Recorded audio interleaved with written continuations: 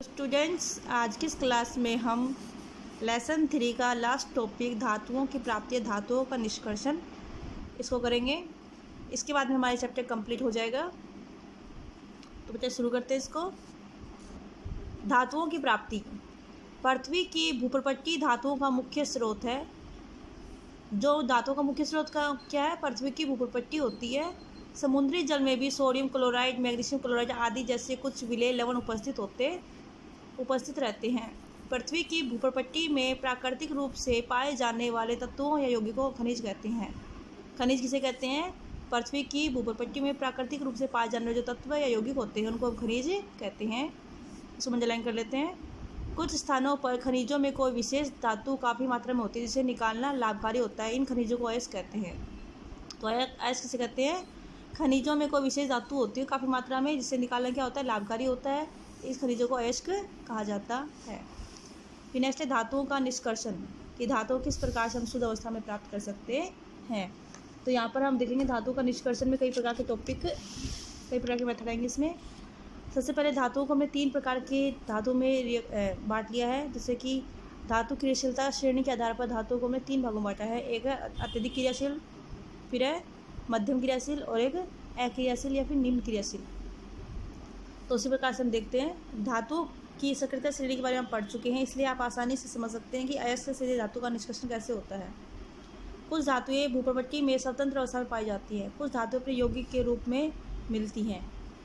कुछ धातुएं भूप्रपट्टी में स्वतंत्र अवस्था में पाई जाती हैं, कुछ धातुएं अपने यौगिक के रूप में मिलती हैं। सक्रियता श्रेणी में नीचे आने वाली धातुएं सबसे कम अभिक्रियाशील होती हैं। जो सक्रियता श्रेणी में से ऊपर धातुएं होती हैं वो अधिक क्रियाशील होती है, जो नीचे की तरफ है वो कम क्रियाशीलता कम होती रहती है। जो सबसे नीचे है वो कैसे होती है? सबसे कम क्रियाशील होती है। तो जैसे कि इसमें उदाहरण के लिए जैसे सोना है, सिल्वर, चांदी, प्लेटिनम स्वतंत्र अवस्था में पाए जाते हैं। क्यों? क्योंकि ये अभिक्रियाशीलता श्रेणी में सबसे नीचे अवस्था में पाई जाती है और स्वतंत्र अवस्था में पाई जाती है क्योंकि ये कम अभिक्रियाशील होती हैं। कॉपर एवं सिल्वर अपने सल्फाइड और ऑक्साइड के रूप में संयुक्त अवस्था में पाए जाते हैं। कॉपर और सिल्वर होते हैं, ये सल्फाइड और ऑक्साइड के आयस्क के रूप में पाए जा सकते हैं। सक्रियता श्रेणी में सबसे ऊपर की धातुएं हैं जैसे potassium, sodium, calcium, magnesium, aluminium इतनी अधिक अभिक्रियाशील होती हैं कि ये कभी भी स्वतंत्र रूप में नहीं पाई जाती, क्योंकि सबसे धातु ऊपर की तरफ होती हैं। और ये कैसे होती हैं? सक्रियता श्रेणी में सबसे ऊपर पाई जाती है, तो इनकी सक्रियता कैसी हुई?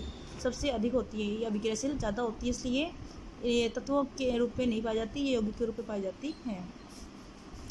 सक्रियता श्रेणी के मध्य की धातु जैसे जिंक, आयरन, लेड आदि की अभिक्रियाशीलता मध्यम होती है। पृथ्वी की भूप्रपट्टी में ये मुख्यतः ऑक्साइड या सल्फाइड या कार्बोनेट के रूप में पाई जाती है। पृथ्वी की भूप्रपट्टी में ये मुख्यतः ऑक्साइड, सल्फाइड और कार्बोनेट के रूप में पाए जाते हैं। कौन?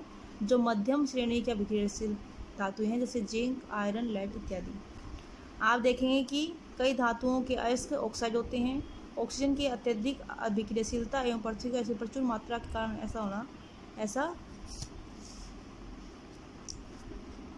प्रचुर मात्रा में होने के कारण ऐसा होता है। मतलब कई धातुएं होती हैं उसके अयस्क कैसे होते हैं? ऑक्साइड के रूप में होते हैं। क्यों? क्योंकि ऑक्सीजन पृथ्वी पर अधिक मात्रा में पाई जाती है। अब देखो यहाँ पर ये हमें श्रेणी के आधार पर दिए गए विद्युत अपघटन, जो potassium, sodium, calcium, magnesium, aluminium धातुओं का जो धातु का निष्कर्षण होता है वो विद्युत अपघटन द्वारा होता है। और कार्बन के उपयोग से अपक्षेपण के द्वारा। ये 4 धातुएं हैं जो कि कम क्रियाशील होती हैं। और प्राकृतिक अवस्था में उपस्थित अभिक्रियाशील जो कि अत्यधिक कम क्रियाशील धातुएं होती हैं, जो कि स्वतंत्र अवस्था में पाई जाने वाली धातुएं होती हैं। इस प्रकार से इसमें बांटा गया है। इस प्रकार अभिक्रियाशीलता के आधार पर हम धातुओं को 3 वर्गों में बांट सकते हैं। निम्न अभिक्रियाशील धातुएं ये वाली, मध्यम अभिक्रियाशील धातुएं और उच्च अभिक्रियाशील धातुएं।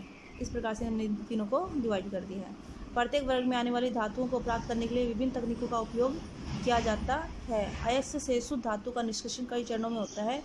इन चरणों का सारांश 3.10 में दिया गया है। निम्न भागों में प्रत्येक चरण की विस्तृत चर्चा की गई है, उसको हम इसको रीड आउट करते हैं। जैसे कि हम इस डायग्राम में उसको देख सकते हैं कि ये अयस्क हैं, अयस्कों का सांद्रण करते हैं, तो इसको 3 प्रकार से डिवाइड कर लिया। उच्च अभिक्रियाशील धातुएं, मध्यम अभिक्रियाशील धातुएं और निम्न अभिक्रियाशील धातुएं। जो उच्च अभिक्रियाशील धातुएं हैं वो गलित धातु को विद्युत अपघटन करते हैं, फिर शुद्ध धातु प्राप्त हो जाती हैं। मध्यम अभिक्रियाशील धातुएं हैं उसको 2 प्रकार से डिवाइड कर लिया, कार्बोनेट अयस्क और दूसरा सल्फाइड अयस्क। जो कार्बोनेट अयस्क होगा उसका निस्तापन होगा और जो सल्फाइड अयस्क होगा उसका भर्जन होगा। और फिर जो भी निस्तापन वर्जन से जो भी अयस्क होता है उसका धातु को ऑक्साइड में बदल देते हैं और उनका अपचयन करके उसके धातु का शोधन प्राप्त कर लेते हैं। फिर निम्न अभिक्रियाशील धातु में इसमें सल्फाइड अयस्क होता है, सल्फाइड अयस्क का भर्जन करते हैं, भर्जन से धातु का शुद्ध परिष्करण के रूप में प्राप्त कर लेते हैं। तो फिर से देख लेते हैं बेटा इसको एक बार। पहले अयस्क का क्या होता है, सांद्रण होता है।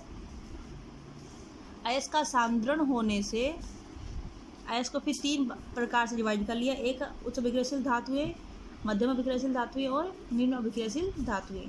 जो उच्च अभिक्रियाशील धातुएं हैं उनका गलित धातु का विद्युत अपचयन करते हैं और शुद्ध अवस्था में धातु को प्राप्त कर लेते हैं। मध्यम अभिक्रियाशील धातुएं हैं उसको कार्बोनेट अयस्क और सल्फाइड अयस्क दोनों में डिवाइड कर लेते हैं। जो कार्बोनेट अयस्क होते हैं उसका निस्तापन करते हैं और जो सल्फाइड अयस्क होते हैं उसका भर्जन करते हैं। इस प्रकार से फिर क्या धातु का ऑक्साइड बन जाता है, ऑक्साइड से क्या उसका अपचयन कर लेते हैं, अपचयन से धातु को शुद्ध अवस्था में प्राप्त कर लेते हैं। इसी प्रकार से जितनी अभिक्रियाशील धातुएं होती हैं वो सल्फाइड अयस्क में पाई जाती हैं, उनका भर्जन करते हैं, भर्जन से धातु का परिष्करण कर लिया जाता है। इस प्रकार से शुद्ध धातु प्राप्त की जाती है। अब हम देखते हैं इसका थोड़ा सा एग्जाम्पल के रूप में लिख के इसको आगे चढ़ते हैं। आगे देखते हैं हम सक्रियता श्रेणी में अयस्कों का समृद्धीकरण। पृथ्वी से खनिज अयस्कों में मिट्टी, रेत आदि जैसे कई अशुद्धियाँ होती हैं जिन्हें गैंग कहते हैं। तो इसको अंडरलाइन कर लेंगे, गैंग किसे कहते हैं। जो अयस्क होते हैं, अयस्क में मिट्टी, रेत आदि कई अशुद्धियाँ होती हैं जिन्हें गैंग कहते हैं। धातुओं के निष्कर्षण से पहले अयस्क से अशुद्धियों को हटाना आवश्यक होता है। अगर हम धातु शुद्ध अवस्था में प्राप्त करना चाहते हैं तो जिसके अयस्क से अशुद्धियाँ होती है उसको हटाना जरूरी होता है। अयस्कों से गैंग को हटाने के लिए जिन प्रक्रियाओं का उपयोग होता है वे अयस्क और गैंग के भौतिक और रासायनिक गुण धर्म पर आधारित होती हैं कि अयस्क कैसा है, उसका गैंग कैसा है, उसके भौतिक और रासायनिक गुण धर्म पर आधारित होती हैं कि किन प्रक्रियाओं के द्वारा उनको हटाया जाएगा। इस पृथक्करण के लिए विभिन्न तकनीक अपनाई जाती है। फिर सक्रियता श्रेणी की धातुओं के निष्कर्षण किस प्रकार से करते हैं देखते हैं हम। सक्रियता श्रेणी में नीचे आने वाली धातुएं काफ़ी अनभिक्रिय होती हैं। इन धातुओं के ऑक्साइड को केवल गर्म करके धातु प्राप्त किया जा सकता है। धातु का ऑक्साइड होता है, इनको हम गर्म करेंगे और गर्म करने पर हम धातु प्राप्त कर सकते हैं। उदाहरण के लिए सिनेबार HgS जो मरकरी का एक अयस्क है, जो HgS है ये मरकरी का एक अयस्क है। इसको हम गर्म करते हैं, गर्म करने पे ये ऑक्साइड में बदल जाता है और फिर ऑक्साइड को जब हम गर्म करते हैं तो ये हमें शुद्ध अवस्था में धातु प्राप्त हो जाती है। वायु में गर्म करने पर सबसे पहले मरकरी ऑक्साइड में बदल जाता है। अब इसको हमने सिनेबार को वायु में गर्म किया, गर्म करने पर मरकरी ऑक्साइड बदल गया और अधिक गर्म करने पर मरकरी ऑक्साइड मरकरी में अपचित हो जाता है। और अधिक हमने गर्म किया तो उसको मरकरी ऑक्साइड था ये मरकरी में बदल गया है। इसी प्रकार से प्राकृतिक रूप से C2S कॉपर सल्फाइड के रूप में उपलब्ध तांबे या कॉपर को केवल वायु में गर्म करके इसके अयस्क से अलग किया जा सकता है। कॉपर सल्फाइड प्लस ऑक्सीजन में गर्म किया इसको, C2 कॉपर ऑक्साइड बन गया और फिर कॉपर ऑक्साइड और अधिक गर्म करते हैं कॉपर सल्फाइड के साथ में तो यह बन जाता है कॉपर में बदल जाता है। इस प्रकार से शुद्ध कॉपर प्राप्त हो जाता है। आगे हम देखते हैं इसमें सक्रियता श्रेणी में मध्यम स्थित धातुओं का निष्कर्षण। हमने निम्न श्रेणी का देख लिया, आप देखते हैं मध्यम स्थित धातुओं का निष्कर्षण किस प्रकार से किया जाता है। मध्यम स्थित धातुओं का निष्कर्षण में 2 प्रकार के अयस्क आएंगे, एक तो कार्बोनेट अयस्क, दूसरा सल्फाइड अयस्क। तो सल्फाइड अयस्क क्या करेंगे, भर्जन, और कार्बोनेट अयस्क क्या करेंगे, निस्तापन। वो हम देखेंगे। सक्रियता श्रेणी के मध्यम स्थित धातुएं जैसे आयरन, जिंक, लेड, कॉपर आदि को अभिक्रियाशीलता मध्यम होती है। प्रकृति में प्राय सल्फाइड या कार्बोनेट के रूप में पाए जाते हैं। सल्फाइड या कार्बोनेट की तुलना में धातु को उसके ऑक्साइड से प्राप्त करना अधिक आसान होता है। अगर धातु सल्फाइड या कार्बोनेट की तुलना में अगर ऑक्साइड रूप में होती है तो उसको हम आसानी से प्राप्त कर सकते हैं क्योंकि उसको अपचयन करना होता है। ठीक है, इसलिए अपचयन से पहले धातु के सल्फाइड या कार्बोनेट को धातु ऑक्साइड में परिवर्तित करना आवश्यक होता है। जो भी धातु के सल्फाइड या फिर कार्बोनेट के जो अयस्क होते हैं उसको हम किस में चेंज कर लेंगे, धातु के ऑक्साइड में, और धातु के ऑक्साइड से फिर उसको हम अपचेद करके धातु में प्राप्त कर लेते हैं। और सल्फाइड अयस्क को वायु की उपस्थिति में अधिक ताप पर गर्म करने पर ऑक्साइड परिवर्तित हो जाता है। इस प्रक्रिया को भर्जन कहते हैं। भर्जन किसे कहते हैं, सल्फाइड अयस्क को वायु की उपस्थिति में अधिक ताप पर गर्म करने पर ऑक्साइड में बदल जाता है। इस प्रक्रिया को भर्जन कहते हैं। और निस्तापन किसे कहते हैं, कार्बोनेट अयस्क को सीमित वायु में अधिक ताप पर गर्म करने से ऑक्साइड में परिवर्तित हो जाता है। इस प्रक्रिया को निस्तापन कहा जाता है। तो जैसे इसमें अंतर हो गया था, जो कार्बोनेट अयस्क होता है उसमें तो क्या होता है, निस्तापन होता है, और जो सल्फाइड अयस्क होता है उसमें क्या होता है, भर्जन होता है। कार्बोनेट अयस्क में वायु की सीमित मात्रा लेते हैं जबकि सल्फाइड अयस्क में वायु की अधिक उपस्थिति में अधिक ताप पर। ठीक है, और इसमें क्या होता है, दोनों के अंदर क्या होता है, ऑक्साइड में बदल देते हैं, सल्फाइड गैस को ऑक्साइड में और कार्बन गैस को भी ऑक्साइड में बदल दिया जाता है। जिंक गैसों के वर्जन स्थापन के समय निम्न रासायनिक अभिक्रिया होती है। अब यहाँ पर कुछ रासायनिक क्रिया दे रखी है जिंक के। जिंक सल्फाइड, इसका हमने क्या किया, वर्जन कर रहे हैं, क्योंकि सल्फाइड गैस का तो वर्जन होगा इसका, प्लस O2 में इसको गर्म किया, जब गर्म करते हैं जिंक ऑक्साइड बन जाता है, zinc oxide plus 2 sulphur dioxide. इसी प्रकार से निस्तापन करते हैं, निस्तापन क्या कार्बोनेट गैस होता है, तो जिंक सल्फाइड का वर्जन हो रहा है और जिंक कार्बोनेट का निस्तापन हो रहा है। इसको गर्म करते हैं तो ZNO और प्लस CO2, मतलब दोनों को किस में बदल लिया, ऑक्साइड में बदल लिया, तापन के द्वारा, वर्जन के द्वारा और निस्तापन के द्वारा। दोनों को जो सल्फाइड गैस थे और कार्बोनेट गैस थे दोनों को हमने ऑक्साइड में बदल लिया। अब क्या करेंगे, इसका अब चेंज कर देंगे। अब चेंज कर देंगे क्या होगा, ये शुद्ध जिंक हमें प्राप्त हो जाएगी। तो देखो इसमें क्या होगा, इसके बाद कार्बन जैसे उपयुक्त अपचायक का उपयोग कर धातु का ऑक्साइड से धातु प्राप्त किया जाता है। अब यहाँ पर क्या क्या ZNO था, इसमें अपचायक हमने कार्बन लिया, कार्बन के लेने से क्या होगा, इसका अपचयन हो जाता है और अपचयन होने से शुद्ध जिंक धातु में प्राप्त हो जाती है। जैसे बताया है, उदाहरण के लिए जब जिंक ऑक्साइड को कार्बन के साथ गर्म किया जाता है तो जिंक धातु में अपचयित हो जाती है और ये हमें जिंक धातु शुद्ध अवस्था में प्राप्त हो जाती है। आगे आप देखते हैं इसको। प्रथम अध्याय में दिए गए ऑक्सीकरण और अपचयन के प्रक्रम में आप पहले से ही परिचित हैं, जो हम फर्स्ट टाइम उसको रीड आउट कर चुके हैं। धातुओं को उन्हीं यौगिकों में प्राप्त करना भी अपचयन प्रक्रम है। कार्बन या कोयला का उपयोग कर धातु के ऑक्साइड को धातु में अपचयन करने के अलावा विस्थापन अभिक्रिया का भी उपयोग किया जा सकता है। अत्यधिक अभिक्रियाशील धातु जैसे कि सोडियम, कैल्शियम, एल्यूमिनियम आदि को अपचायक के रूप में उपयोग किया जाता है। तो ये अधिक क्रियाशील धातु होती है, वो कम क्रियाशील धातु को उसके विलयन से प्रतिस्थापित कर देती हैं और हमें शुद्ध धातु प्राप्त हो जाती है। क्योंकि ये निम्न अभिक्रियाशीलता वाले धातु को इसके यौगिकों से विस्थापित कर सकते हैं। उदाहरण के लिए जब मैंगनीज डाइऑक्साइड को एल्यूमिनियम चूर्ण के साथ गर्म किया जाता है तो निम्न अभिक्रिया होती है। मैंगनीज डाइऑक्साइड को जब एल्यूमिनियम के साथ हम गर्म करते हैं तो मैंगनीज धातु में प्राप्त होती है और एल्यूमिनियम ऑक्साइड प्राप्त होता है। आगे हम देखते हैं इसके अंदर किससे का अपचयन हो रहा है, किसका ऑक्सीकरण हो रहा है। तो जैसे यहाँ पर MnO2, यहाँ पे ऑक्सीजन जुड़ी हुई है और यहाँ पे ऑक्सीजन हटती है तो इसका अपचयन हो रहा है। एल्यूमिनियम का कोई ऑक्सीजन नहीं है तो इसमें ऑक्सीजन जुड़ रही है तो इसका ऑक्सीकरण हो रहा है। मतलब एल्यूमिनियम का तो ऑक्सीकरण हो रहा है और Mn का अपचयन हो रहा है। आगे देखते हैं इसमें हम। यह विस्थापन अभिक्रियाएँ अत्यधिक उष्माक्षेपी होती है। जो विस्थापन अभिक्रियाएँ होती हैं वो अत्यधिक क्या हो सकती है, उष्माक्षेपी अभिक्रिया होती है, उष्मा निष्कासित होती है। उष्माक्षेपी अभिक्रियाएँ होती हैं, इसमें अभिक्रिया में उत्पाद के साथ साथ उष्मा का निष्कासन होता है। इसमें उत्सर्जित उष्मा की मात्रा इतनी अधिक होती है कि धातु गलित अवस्था में प्राप्त होती है। तो उष्माक्षेपी अभिक्रियाएँ होती है ना, उसमें उष्मा इतनी अधिक मात्रा में होती है कि धातु किसमें प्राप्त होती है, गलित अवस्था में प्राप्त होती हैं।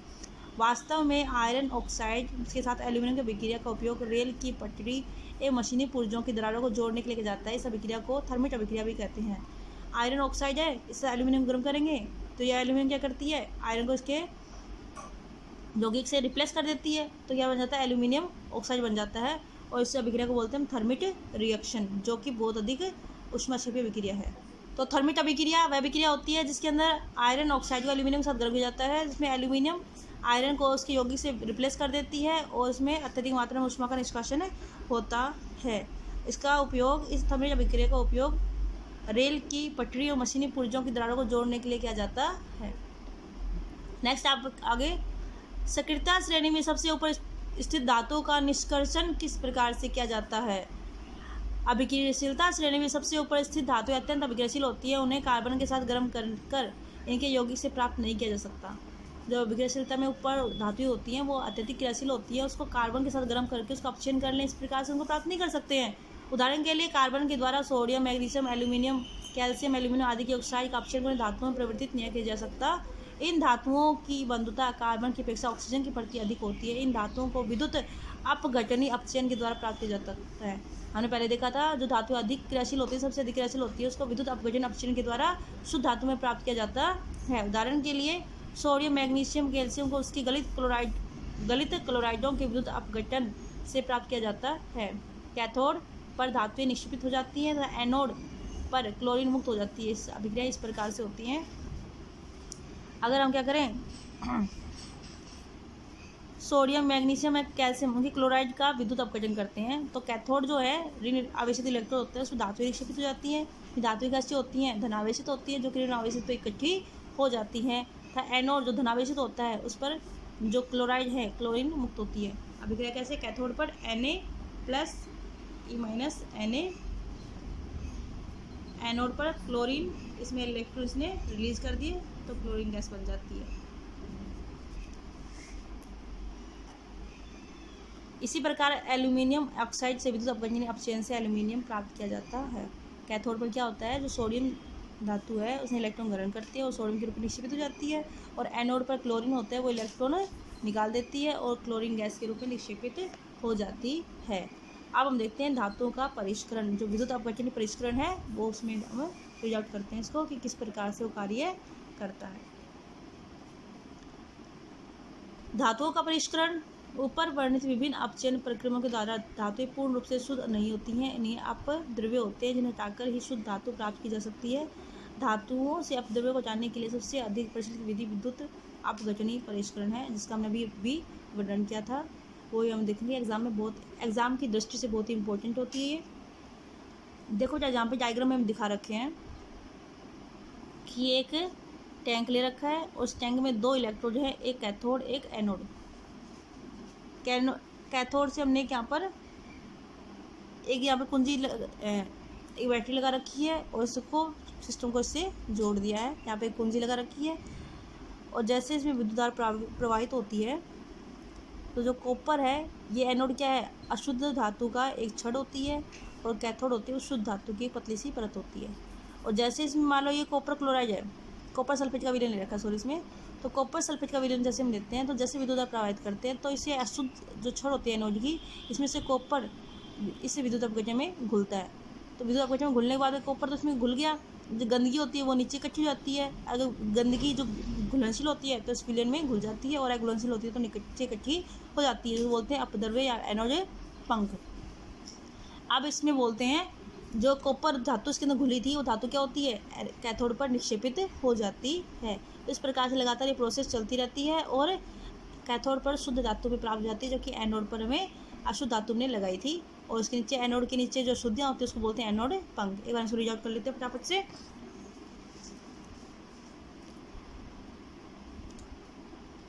Copper, zinc, tin, nickel, silver, gold आदि जैसी अनेक धातुओं का परिष्करण विद्युत अपघटन के द्वारा किया जाता है। इस प्रक्रिया में अशुद्ध धातु को एनोड और शुद्ध धातु की पतली परत को कैथोड कहा जाता है। जैसे हमने देखा था ये एनोड है अशुद्ध धातु, और कैथोड को हमने शुद्ध धातु के रूप में काम में लिया था। धातु के लवण के विलयन का उपयोग विद्युत अपघटन के रूप में करते हैं। इस विद्युत अपघटन में धातु के लवण का विलयन ले लेते हैं, जिस धातु को शुद्ध अवस्था प्राप्त करनी होती है उसी धातु का अपघटन का विलयन ले लेते हैं।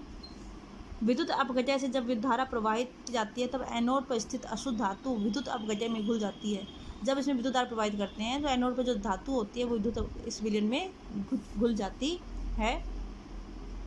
इतनी मात्रा में शुद्ध धातु विलयन विद्युत अपघटन से कैथोड पर निक्षेपित हो जाती है। जितनी मात्रा में इसमें धातु विलयन में घुली हुई थी उतनी मात्रा में विलयन से शुद्ध धातु कैथोड पर इकट्ठी हो जाती है।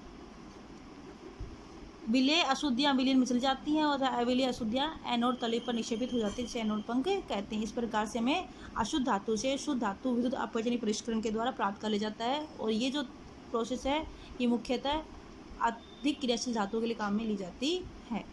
तो बेटा आज क्लास में हमने इस चैप्टर को कंप्लीट कर लिया है और आगे हम पढ़ेंगे इस चैप्टर की एक्सरसाइज के क्वेश्चन आंसर। ओके बेटा, थैंक यू।